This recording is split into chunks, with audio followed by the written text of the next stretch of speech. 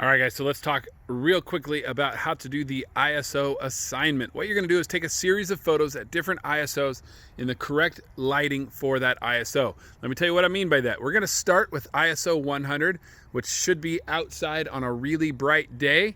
And how you expose this is up to you. You might want to shoot for a shallow depth of field, a deep depth of field, a fast shutter speed, a slow shutter speed. You figure that out. All I'm telling you is that if you're shooting at ISO 100, you should be outside and it should be pretty bright. So I'm going to go ahead and take my first photo at 100. And there you go. There's photo number one. All right, for photo number two, you're going to want to go somewhere darker. So here I'm in the shade in front of my house. And we're gonna set our ISO to 400. And again, you need to figure out an exposure that works, that allows you to use this ISO. And what I mean by that is you can see at f1.8, I can still be shooting at 2500, 1/2500th of a second. That's crazy fast. There's no reason for me to be shooting it at ISO 400 if I have a shutter speed available to me that fast. So what I'm going to do is I'm gonna use a little bit deeper depth of field, maybe shoot at about f11, because now I can't be shooting at ISO 100. I can because I'm on a tripod, but this is a much more reasonable exposure and a good justification for using an ISO of 400, because I'm saying, you know, I want that deeper depth of field. I know that's going to give me a slower shutter speed. I'm okay with that. That's why I've raised my ISO up to 400. So this would be the shot we would take for that one. So I wanted that deeper depth of field so that I could get the ground in focus as well as the flower and everything in the pot. So that is justified and it makes sense.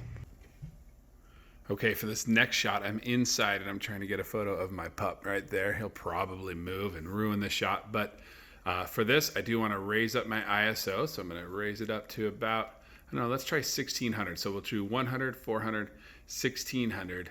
And you can see that if I drop my f-stop down to about f1.8, it gives me a shutter speed of about 1/500, 1/640, which I'm okay with. I feel like I need that fast of a shutter speed. He's a dog. He moves around a lot. And this is, it's pretty dark in here, which is why I needed that higher ISO. So of course he just moved, so I got to reposition. All right, so I got his eyeball right in focus. I feel like I'm justified in using ISO 1600. I could maybe lower it down a little bit, but 1/800 is not that fast, and I feel like it's okay to use in this situation. And there's the shot I got. Oh, I don't like that composition. Let's take that one again. So let's try that one more time. Oh, I like that a lot better, and that's a good photo for an ISO of 1600. Okay, and for my last shot, I'm down here in my basement. It's pretty dark down here. I'm trying to get a photo of these two Lego gals with those flowers in the background also being in focus. So I've raised my f-stop up to f11 because I want that deeper depth of field. But look at that, at 1600, I get a shutter speed of a half a second. And even though I'm on a tripod, I'm still uncomfortable with that shutter speed. That's still really slow. I don't have a cable release or anything to help me out here, so I'm not happy with that. So what am I going to do? I'm going to raise my ISO up as high as it goes, which on this camera is 12,800. I think on your cameras it's 6,400, so I'm just going to stop there. And you can see that gives me a shutter speed of 1/8 at f11 at 6,400, and that works for what I'm going for. So let's take a look at that.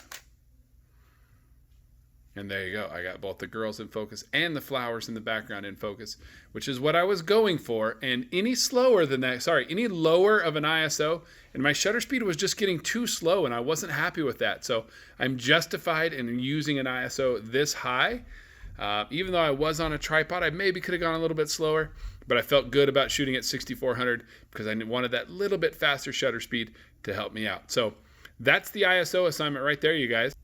Take photos at 100, 400, 1600, and 6400 in conditions that allow you to take a properly exposed photo using that ISO, where you are justified in using the ISO, meaning you're not just using a high ISO just so you can say, well, the assignment says I got to use a high ISO, so I better do it.